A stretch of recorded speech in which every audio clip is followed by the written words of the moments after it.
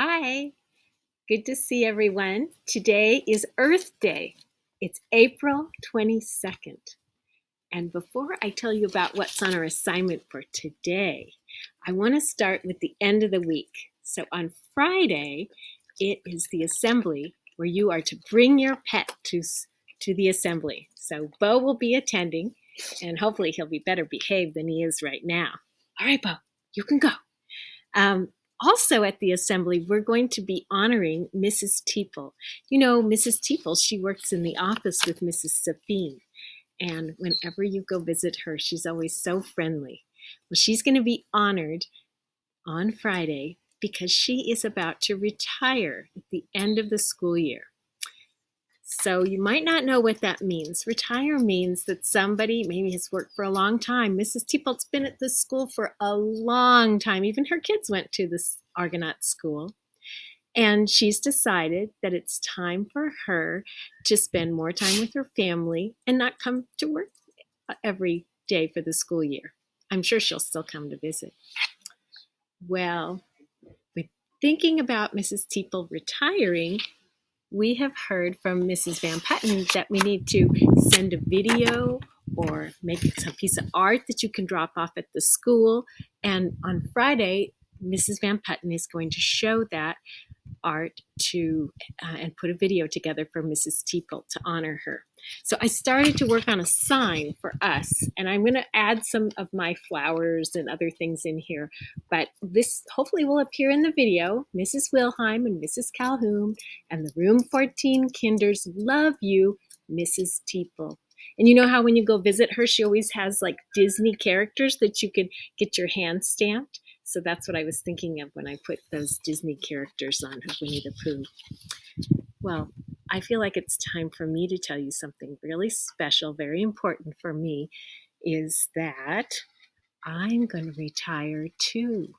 That means that I won't be teaching kindergarten next year. I know I'll come back to visit a lot when you're in first grade, but instead, Mrs. Calhoun will be teaching kindergarten all by herself in room 14, so you can also always go visit her. But why would I retire? You're thinking, why would you do that? Well, do you know how we've been taking care of our granddaughter, Nola? And Nola now has a little brother named Callan. And so for next year, when school starts and Nola's parents are back to work, we get to take care of both Nola and Callan. So it seemed like the right time to leave kindergarten and be a grandparent helping Nola and Callan, just like many of you have your grandparents taking care of you too. All right, so that was Friday. That's what's happening on Friday. So on Thursday, I want to show you that some boxes arrived in the mail. One's for Mrs. Calhoun, and one of the boxes is for me. So Mrs. Calhoun's going to get her box, and I'll get my box. And on Thursday, I'll open up the box, and you'll see what's inside. And we'll also, that's the 11 o'clock lesson, the whole class lesson on Thursday, and you will get to hear a story about this too. So make sure you come at 11 o'clock on Thursday for our all-class meeting and lesson. Okay, but now today, so Raz Kids is a little different today. Today you either read or listen to a story on Raz Kids, and the story is called Care for Earth. And so in the story, you're going to hear all about our Earth and ways that you can take care of it. And I looked at the story and I made a few notes on some of the things that are in the story. And after you hear or read the story, you're going to want to draw a picture and have a sentence that goes with that picture that you write, or you can tell your mom and dad the sentence and they can write it for you. Okay, so Care for the Earth. These are some of the things that I came away with when I looked through the book. And I just happened to have this paper. I'd been watercoloring something else. And so what I did, one of the things here, I'm reusing something or recycle something that helps the earth. So think about all the ways that you can help the earth because it's Earth Day after all. And then also there's another video from my friend and Mrs. Calhoun's friend, Mrs. Wiesner. And she's going to talk more about in how-to writing that sometimes authors will pick like a topic and then they'll go on to another topic in their how-to writing. So I looked through my books, and I have a lot of nonfiction books because I just really like learning things about things that are nonfiction. And I found one author named Aliki, and she's written so many books. But just in my house, I have by Aliki, there's her name, I have How a Book is Made. She did that book. Also here, she wrote one about Shakespeare, one of the most famous writers. Here's one that Nola loves, Digging Up Dinosaurs by Aliki. And finally, the other one I have is My Visit to the Aquarium. And the Monterey Bay Aquarium is even in this book. So listen to Mrs. Wiesner and think of books, not just one topic, but other topics that you could write that you're an expert on. Now on to math. So math today is lesson 35. And we're still working with numbers like 9 and 10. And it's going to look like this. They're going to have some examples. They're going to have number bonds where you fill in a number sentence. And on this side, you have to put in the examples for what they're asking you about. So I want to make sure that I go over this with you because I thought there's a couple of important things to know. So I want you to be thinking about how you're going to show your thinking.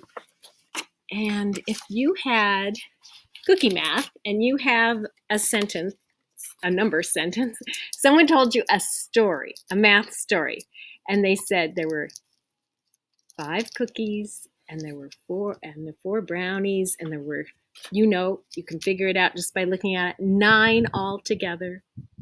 And somebody ate the 4 brownies. And then if you were doing the math, you would have to maybe start with your number bond because you're familiar with that. And you know that there was 9. And we heard that there were 4 eaten. So I'm going to put that right there. And you want to show your thinking again. So you're going to want to make your drawing. So I did just simple circles for the cookies, little squares for the brownies.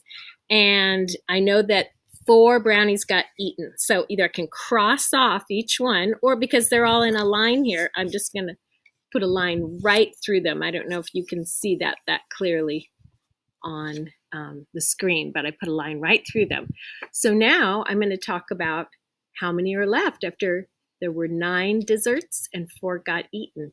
So let's see, I took 4 away, so I'm going to put 4. I took 4 away. Take away, I know there were 9. And I'm writing my number sentence, but that doesn't look right because 4 take away 9.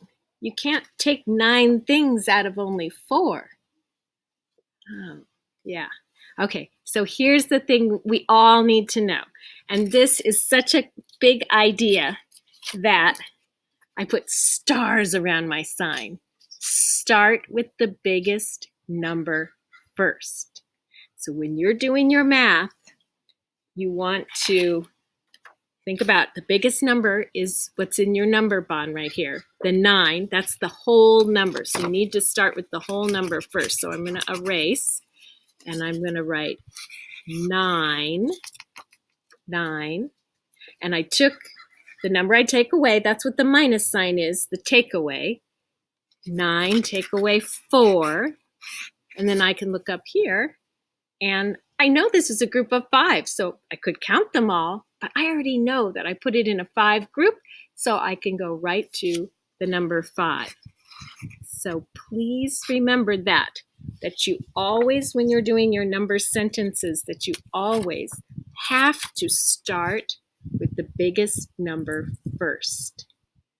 All right, so I'm going to go quickly on showing you one more problem. If I switched up my cookie math and I had 6 cookies and 3 got eaten, so if I was taking 3 away, I could look at this and say 9 take away 3 is I wouldn't even have to count all these. I would know it's 5 and one more.